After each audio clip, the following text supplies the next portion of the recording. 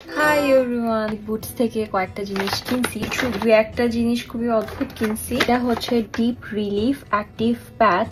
আমি show you. এটা কি হচ্ছে ওয়েন্স এর জন্য, এখানে 4টা প্যাচেস পাবা, একটা ব্রাশ, হার্শ বলবো না বাট অনেক সফট যে তাও বলবো না, বাট আপনাদেরকে এখনই দেখাই দিচ্ছি। টার্মেল্ট ব্লাশ, এই শেডটা নিয়ে আমি অনেক কনফিউজ ছিলাম।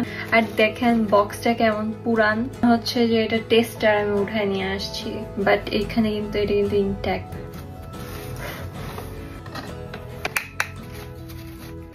আমি অনেক বেশি নিয়ে ফেলছি, নট ব্যাড রাইট।